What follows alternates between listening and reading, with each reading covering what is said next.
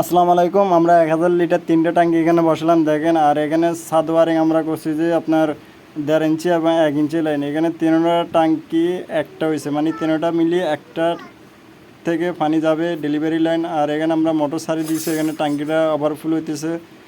আর এখানে দেখেন আমরা এখানে যে ট্যাঙ্কিটা মানে যখন ওভারফ্লো হবে এটার জন্য আমরা 5 এক্সট্রা করে টেনে নিতেছি, যেন পানিটা নিচে পড়ে, ছাদে যেন না পড়ে, ওই হিসেবে নিচে যেন পড়ে, ওই হিসেবে আমরা বাকি কাজগুলো করতেছি। আর বাকি কাজগুলো আমাদের সময়ের জন্য আপনাদের দেখাতে পারলাম না, আর বাকি কাজগুলো আমরা দেখা দিচ্ছি, আমাদের কাজের ব্যস্ততা অনেক।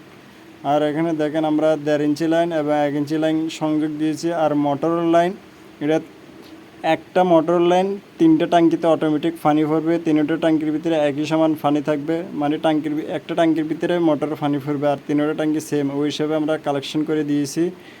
এবং ডেলিভারি যে লাইনটা 1.5 ইঞ্চি যে ডেলিভারি লাইনটা তিনোটা ট্যাঙ্কির থেকে সমানে পানিগুলো টানবে, ওই হিসাবে আমরা কি কালেকশনটা করে দিলাম।